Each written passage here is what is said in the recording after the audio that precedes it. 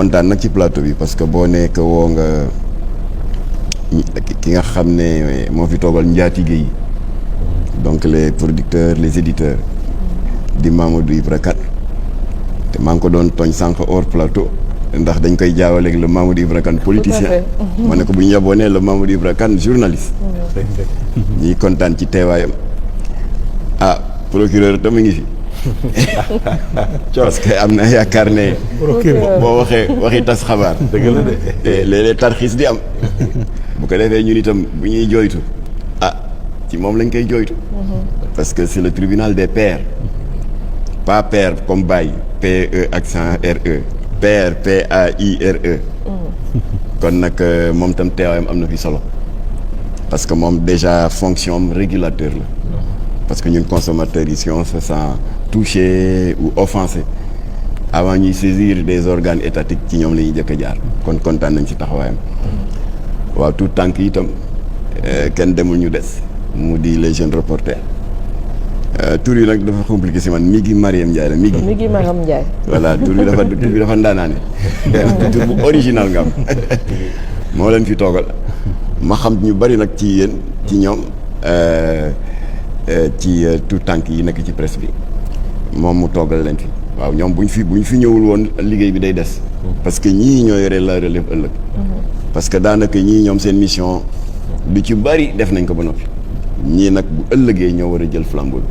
voilà kon di ñaan yàlla rek plateau bi nga xam ne taaru na ba noppi yàlla def kàddu yi fi nar a jib ñu mën ci jariñoo ñun ñi ci plateau bi kazalika mboolem téléspectateurs yi incha allah. Amin donc voilà lii mooy nekk tey li nga xam ni moom moo nar a composé donc jotaay bi te waaye nag il faut ñu rappeler que ni 2STV ñu ko sekk tey ba nga xamante ni ñu tax ñu toog fii mu di madame Ndiaye ak monsieur Ndiaye di El Hadj Ndiaye dañ leen di jaajëfal parce que 20 ans ce n'est pas 20 jours ni 20 mois tey bu ñu liggéeyee lii yëpp donc de PCS à aujourd'hui fii ñu nekk fii ci Bel Air je pense que c'est tout un itinéraire c'est carrément en tout cas tout un parcours gis nañ bu baax a baax li nga xamante ni moom lañ liggéey ci laaj bu njëkk bi dama koy jagleel suñu doyen Mamadou Ibra Kane et c'est par rapport ak thème bi tey di rôlu li nga xamante ni moom moo di télévision ak presse de manière générale tey bu ñu xoolee li nga xamante ni moom moo taxoon jug bu njëkk ba télévision ci fànn yu bëri rawatina mbirum information yu demee noonu est-ce que boo doon def tey l'état des lieux lan ngay def déjà comme état des lieux par rapport ak xëy na mission yu mu amoon bu njëkk ba tey ji ci sa gis-gis. waaw jërëjëf Astou sànq xaw ma gis naa si loxo coor mu yore code de la presse c'est-à-dire loi bi nga xam ne moom la ñu voté mooy code de la presse. code de la presse bu ñu koy voté 2017 bien que am na ay mesures répressives yu metti yu nga xam ne ñu ngi ko teg ci kaw journalistes yi ak techniciens des médias yi mais premier rôle code de la presse bi mooy mu assainir le milieu de la presse mais te malheureusement maa ngi jégalu te malheureusement ñu bari ci ñun dañuy wooyee seen bopp journaliste mais en réalité ay hommes politiques la. loolu dinañ ci ñëw parce que da nga laal point bu am solo te foofu coor sax laa fay interpeller mooy li nga xamante ni moom ñoom mooy seen mission loo leen di faral di jànkonteel souvent comme tribunal ngeen. mën nañ comprendre aujourd'hui peut-être ñu xam yan xeetu jafe-jafe lañ leen di gën a di clamer ak yéen lan ngeen di gën a jànkonteel ci wàllum réclamation ak li nga xamante ni moom mooy si seen wàllu mission yi ngeen di gën a traité. waaw jërëjëf Astou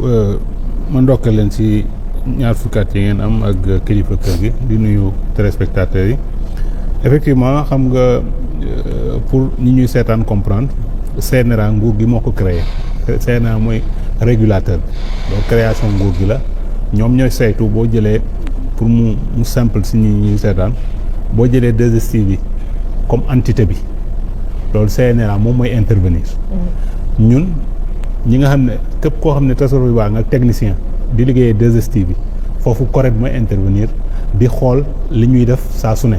sànq yéen a ngi tooñ naan ak doyen ne procureur souvent dañuy naan ay gendarme c'est vrai dañuy def gendarme mais li ñuy gën a jiital mooy pédagogie lu ci bëri dañuy waxtaan ak nit ñi am na problème yu bëri yoo xam ne sama téléphone du fay ak ñi ma bokkal liggéey bi nit def naka su dul noonu ñu woo ko et vraiment dama koy rafetlu parce que nit ñi xam nañ ne nekkuñu fi pour bundu xatal kenn yenn saa yi si liggéey bi ngay def njuumte donc bu la ñi nga xam ne ñoo ma bokkal liggéey attirer sa attention nga jubbantewaat liggéey bi. comme dañoo nekk ci instant bi nga xamante ni foog ñu def évaluation lan mooy seen bi nga xam ni boo ko comparé ak seen mission moom ngeen di fekk ci terrain bi en tant que reporter. merci beaucoup Astou ci opportunité bi encore une fois suñuy xool organe de presse yi nga xam ne moom moo existé au Sénégal boo su mënta dem sooy xool téeméer boo jël mun nañu wax ni 70 yi sooy xool ay ndaw lañ que ce soit muy 2S que ce soit muy RTS bu ma jóge wala feneen foo dem. c'est tout simplement pour vous dire importance bi nga xam ni d'abord ndaw ñi am nañ ko dans les différentes entreprises de presse yi nga xam ne moom moo existé fii ci biir Sénégal su ñuy def ab xayma concernant les difficultés parce que foofu nga dugg difficultés yi mun nañu wax ni ci pàcc yu bëri la dafa am difficultés yi nga xam ni dañ koy dajeek moom sur le terrain am difficultés yi nga xam ni dañuy dajeek moom bërëb yi nga xam ni foofu la ñuy liggéeyee alors tey jii difficulté bu njëkk suñuy def évaluation ak heure bu ñu toll mooy concurrence bi nga xam ne tey jii dem na ba am fii ci biir Sénégal en tout cas concurrence les réseaux sociaux ak les médias classiques yi nga xam ne tey jii moom moo existé et dans les semaines à venir on sera sur le terrain partout dans le pays pour même préparer les élections yi nga xam ni moom la ñu dëgmal pour le mois de février 2024. alors Mame Mactar yow mi nga xamante ni yaa ngi nekk ci bopp kuréel boo xam ne tout le temps ñu ngi superviser di xool programme mu télé yi tey peut-être man question bu njëkk bu ma lay laaj mooy sa gis-gis de manière globale ci télé Sénégal ak li nga xamante ni mi ngi koy véhiculer ci wàllum programme ak contenu. waaw mais moom dañ ko war a tooñ nekk moom mooy censeur moral. mu ngi provoqué censeur moral. Censeur moral. Ça c'est vrai. seen njaatige riposte na le représentant des patrons. waaw j'accepte parce que on a l'habitude d'encaisser te fa laay tàmbale sax ndax xam nga ñun bi ñuy tàmbalee di yëkkati ay ñaxtu sur les contenus audiovisuels ñaare dana am ay naataango mi ngi Mariam surtout les jeunes journalistes qui nous font la remarque là fii du état islamique fii du Iran fii du Afghanistan comment voulez-vous vous ériger en directeur de la conscience ou en gendarme de la morale yooyu yëpp dégg nañ ko ma ne leen foofu ngeen ñuy dëkkal yëpp dëkkuñu fa suñu taxawaay mën nañ ko comparer rek avec taxawaayu organisation consumériste yi moo tax je rends souvent hommage à Ascosen ñoom Momar Ndao c'est la même chose c'est que matière yi ñuy traité moo bokkul rek te ñëpp gis nañ ñoom jàllore bu rafet bi ñuy defoon pour notre intérêt à nous tous consommateurs mooy le faux riz bi ñuy wax Buffalo qui avait envahi les marchés di ceeb bu rafet weex tàll comme ceeb sew comme ceeb ba pare bon marché li mu nekkoon bon marché trop bay imposer une concurrence déloyale aux autres commerçants moo attiré attention société consumériste yi ñoom Momar Ndao tibb ci échantillon yóbbu en laboratoire ñu analyser ko ndekete plus de 30% ceeb bi dañ ko rax ak des cristaux de gel dafa xaw a mel ni genre gomme arabique weex comme ceeb sew comme ceeb waaye du ceeb et le plus grave mooy bañ ko analyser ndekete sous la consommation continue à terme c'est cancérigène alors ils ont fait comme nous ils ont porté plainte auprès de l'organe de régulation des produits de grande consommation ñooñu tamit def contre-expertise et ils sont parvenus au même résultat c'était un riz boo xam ne dañ ko rax alors comme que dafa doon porter atteinte à la santé publique l'État est monté en première ligne ñu jàpp commerçant bi sanctionné ko defe naa dóor nañ ko 40 millions d'amende ba pare nag ministre du commerce accompagné des forces de sécurité ñu wër tous les grands marchés saisir affaire yëpp pour le plus grand bien des consommateurs alors ma ne leen nag ñun jàpp nañu ne du riz bu bon bi les boîtes de tomates avariées et les produits de consommation périmés rek mooy produit de consommation y a pas que ça dérive audiovisuelle yi dugg ci yóoru xale yi di leen inculquer des contre-valeurs yu safaanoo ak li nga xam ne moom la ñu doon ci suñuy maam yooyu produit de consommation la mënuñu toog rek banque suñu loxo rek ne suñu yoon new ci c'est pas possible. dama ci citer benn exemple rek daaw jéegloon il y avait benn bande annonce d'une série qui s'appelle Réewu Leen waaye boo xoolee bande annonce bi acteurs yi ils étaient jeunes ay 18 ans 20 ans 22 ans waaye réalisateur bi volontairement dafa jox à sa production une orientation LGBT ndax gestuelle acteurs yi et dans tout ça d'abord dès la première vue gis nga ne dañu def ay fond de teint di diw rosa ci ay góor di regeju di dam yi loxo alors ñu ne lii nag mooy li technicien audiovisuel yi di tuddee l'influence subliminale de l'image c'est-à-dire jàpp une contre-valeur scénariser ko jaarale ko ci ay kaf jaarale ko ci ay ree xale yi di ko tàmm di xool na xoola kii ni muy def mu ngay regeju waaye xoola góor jigéen bi muy dem nag di incrusté wu progressivement dans le subconscient avec à terme la possibilité de pousser les enfants à considérer les alliances contre nature comme des normalités c'est ça le danger dem ba mu jigéen ñu jàpp ne góor jigéen lu normal la ñu ne nag lii on va pas laisser ça passer parce que bu yàggee xale yi dañuy dem ba naan mais Jamra dañuy rey lammi rek góor jigéen ayu mais est-ce que c'était ça l'objectif du réalisateur. question bi may laaj si foofu bala ngay yeggal mooy est-ce que dafa am benn référence benn je dirais pas baromètre mais peut-être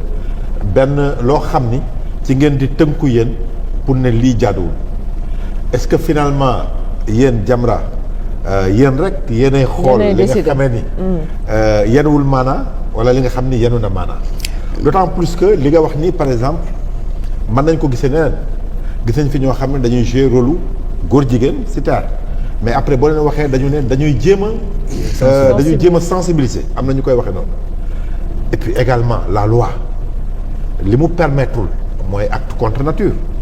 donc finalement yéen quelle est votre base lan mooy seen base pour ngeen ni lii jaaduwul ñu koy génn créé. alors suñu base te amu ci benn bu ñu yóbbu ci yoon te yoon joxuñu dëgg y compris kër gi jote nañu ak 2S. waaw pour maîtresse d'un homme marié. dëgg la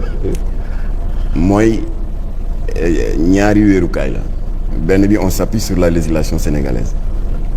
je prends l'exemple de la loi 2008-11 du 25 janvier 2008 qui interdit toute forme de production de scénario d'histoire nga jaarale ko par des moyens électroniques quelconques son vidéo qui portent atteinte à nos bonnes mœurs et qui peuvent également porter atteinte à la santé mentale et morale des enfants kooku c'est pas Jamra c'est la loi sénégalaise votée par l'Assemblée nationale souveraine deuxième outil juridique bi ñuy sukkandiku c'est l'article 319 du code pénal qui non seulement interdit les actes contre nature mais interdit toute forme de promotion des actes contre nature or loolu ma la citeel sànq comme exemple ci série boobu la Réewu Leen indirectement mu ngi def la promotion d'actes contre nature alors suñu deuxième sukkandikukaay c'est la religion parce que il y a deux grandes religions révélées ici muy le christianisme et l'islam suñu boroom si fukki fatwa ak juróom-benn suratul anfal suratul uhud suratul anbiya yi xaraamal na mbirum góor jigéen nga dem ci suñu mbokku catholique yi seen téere bi ñuy wax Lévitique chapitre 18 verset 22 Seydina Isa Jésus-Christ nee na coucher avec un homme comme on couche avec une femme est une abomination kon nag boo xoolee tous nos instruments qui régissent la vie communautaire muy la législation sénégalaise ak diine yi nga xam ne ñoo ŋànk société bi xaraamal nañ ko kon kenn amu fi droit sous forme sous prétexte que non ce n'est que de la fiction de faire la promotion du lesbianisme l'apologie de l'homosexualité mais également de vulgariser certaines contre-valeurs telles que am jëkkër am ñetti far telles que sama lii maa ko moom ku ma neex laa koy jox maîtresse d'un homme marié donc langage vulgaire et pornographique kenn amu ci droit nous sommes tous égaux devant la loi alors moo tax nag Jamra bu jógee duñ jóg rek saisir l'organe de régulation sur un coup de tête wala sur un coup d'humeur dañuy dajale éléments yi jël des extraits vidéo parce que ñun moomuñu CNRA moomuñu procureur ay magum jëmm lañ qui savent ce qu'ils font Jamra ne peut pas les mener en bateau. mais Jamra du rek topp clameur public gis ne peut-être ñëpp ñi ngi ne nañ topp ñi mu jug ne da leen di topp. ah déedéet parce que léeg-léeg clameur publique bi soññ ñu xool c'est pas fondé on rejette. alors il est bon de rappeler que du taxawaay bu bees bu Jamra parce que ñu bari léeg-léeg ñu naan c'est de l'acharnement contre tel déedéet suñu première action contre les dérives audiovisuelles. Et je prends à témoin Mamadou Diop Decroix qui est vivant, qui était à l'époque ministre de la Culture. C'était dirigé contre Canal Horizon. C'était le 19 août de l'an 2000, la première année de pouvoir du président Abdoulaye Wade. Xam nga Canal Horizon a priori mën nañ ne yoonu kenn new ci. C'est une chaîne privée, cryptée. ku abonné wul amoo code pour dugg ci doo mën a xool kon yoonu kenn new ci mën nañu wax loolu a priori. Mais ce que les gens oublient, c'est que Canal dans sa politique de marketing commercial am na lu mu tuddee les heures de diffusion en clair c'est-à-dire de 18h à 20h dañ ko daan maye. abonné ou pas fa la Canal profité nag di fa jaarale caay-caayam mu di cette série boo xam ne nom bi rek c'est suffisamment évocateur nu mu tuddati confession érotique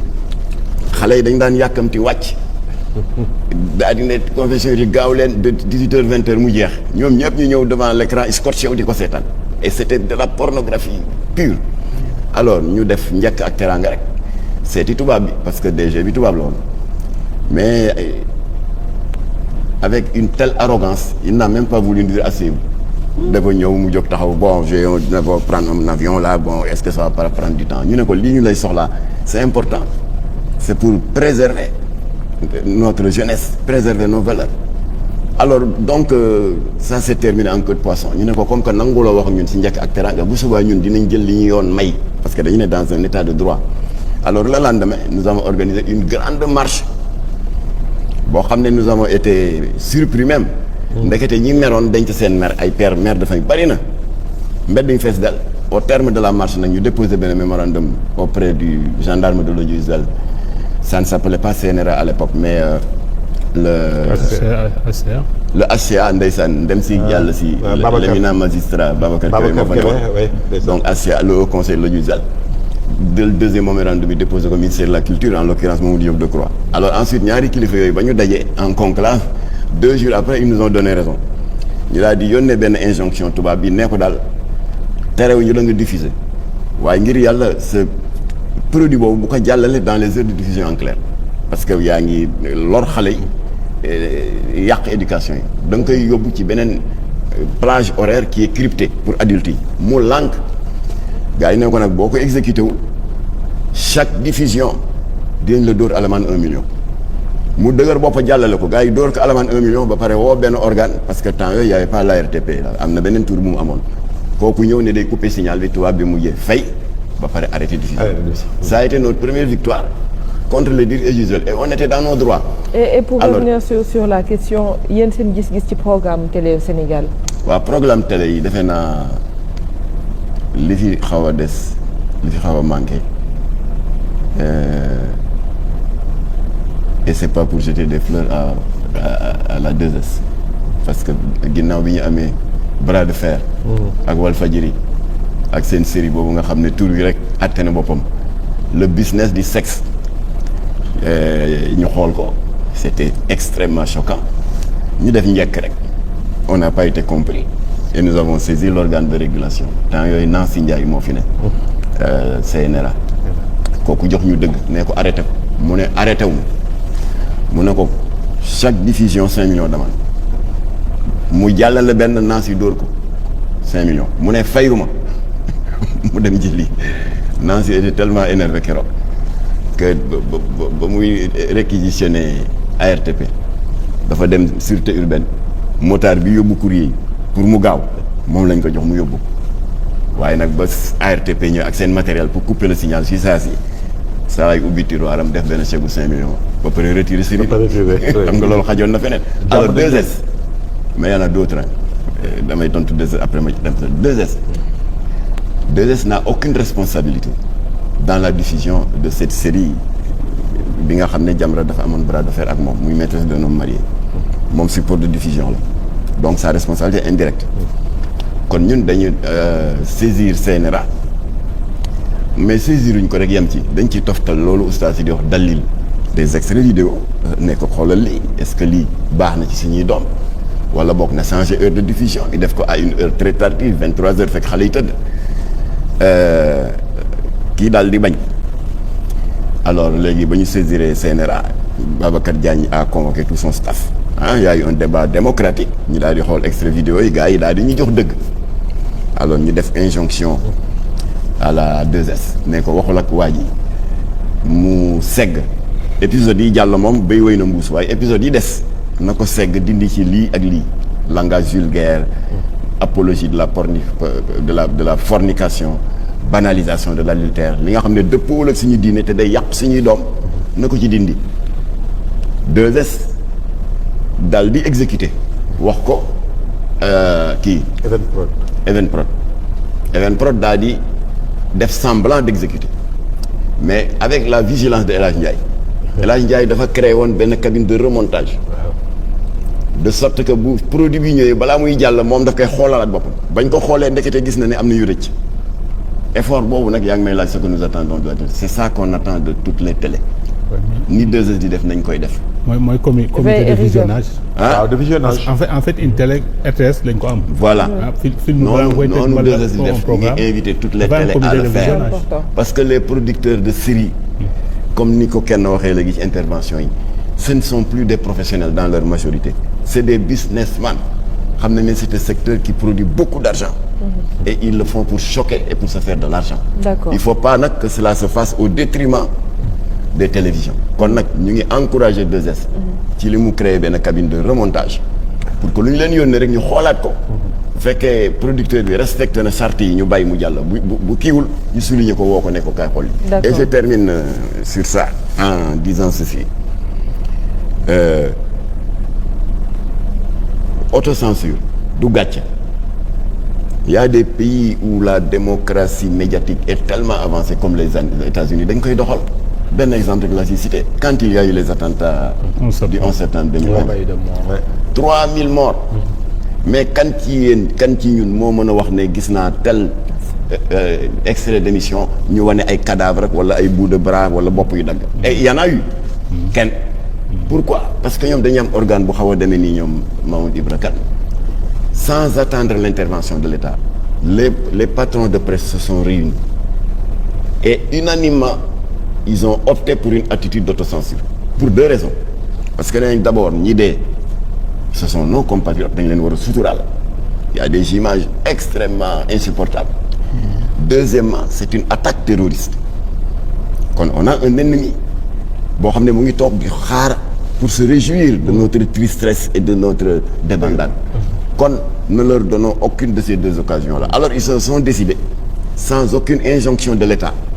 presse bi moo décidé def de l'autocensure moo tax da ngay xool toutes les chaînes yu mag yëpp CNN NBC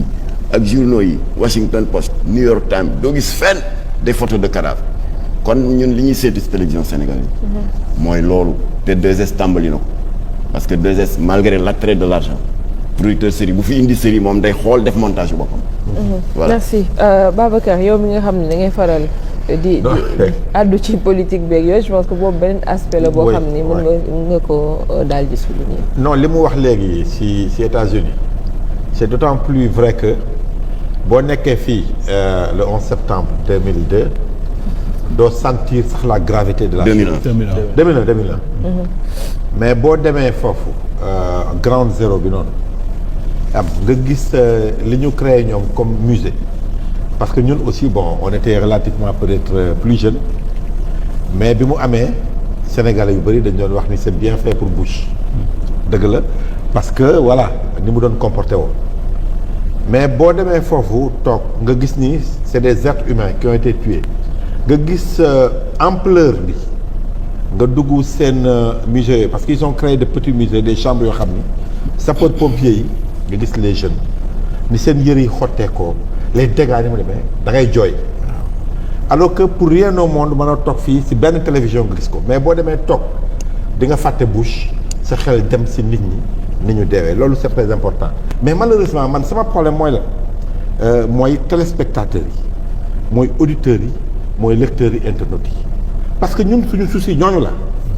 mais ñooñu malheureusement naka la ñu mën a fexe ba jàppale leen ba ñuy am la bonne information. mais les médias classiques doivent s'adapter wala dañu war a organiser un retour mais c'est très important les médias classiques devraient s'adapter. parce que adapté woon na oui c'est-à-dire que xam nga jamono bu ñu toll. dafa trouble. président Jamra doon na wax ne moom comme les organisations consuméristes dafay saytu marchandises yi nga xam ne produits yi nga xam ne ñoo nekk sur le marché sénégalais. parce que l'information c'est une marchandise te juñu na ko sànq nit ñi prêt nañu à tout pour jaay seen marchandise moo tax les réseaux sociaux dégg nga yeneen support de télévision di jaay n'importe quelle information loolu ci réew lu ko mën a régler mooy la loi bi fexe ba képp ku ko jalgati quel que soit le domaine ku nga xam ne da nga tabax immeuble bu nga xam ne day daanu boo ko tabaxee ñu tëj la confisque sa alal dégg nga pour mën a def ay réparation mais noo ko mën a defee. si non la loi. mais la loi yow yaa ngi gis. xam nga yaa ngi wax États-Unis waaw. yaa ngi wax États-Unis xaw ma doyen Guèye moo ko doon wax. ok xam nga les journalistes américains. ils sont d'abord des patriotes. ils sont d'abord des citoyens. c'est important. ok ñun suñu constitution dégg nga dafa tëral ay valeurs. nous on ne peut pas aller contre ces valeurs-là. le code de la presse ak malgré tous les défauts là dafa teg ay valeurs. la convention xaw ma le texte de loi qui a érigé le CNRA dégg nga loolu yëpp teg na ko li mu doon wax bonne mœurs ak yooyu nangam et cetera loolu yëpp tëral nañ ko mais dañu respecter la loi. mais ceux qui sont pas journalistes. non yow yaa ngi wax média classique bi. vous avez non du média. tey boo defee distinction. média classique. ak les médias numériques là. tu te fourvoies. aujourd'hui soo buggee dund. ñun état du Sénégal dañu war a xam ne pour protéger nos citoyens pour yeete suñu citoyens il faut que ñi nga xam ne ñooy professionnels des médias yi ñu mun leen financer dégg nga ñu mun a nekk présent lu ñu woowee la transition numérique loolu ay milliards yu bare la te loolu buñ ko deful te loolu buñ ko deful dégg nga nous serons colonisés encore plus par l'information étrangère parce que ñoom ñoo am les moyens joxe information yi sur les réseaux sociaux, sur les smartphones. Merci beaucoup à vous aussi, chers téléspectateurs. Bon week-end à vous et à très bientôt. Et félicitations. Merci beaucoup.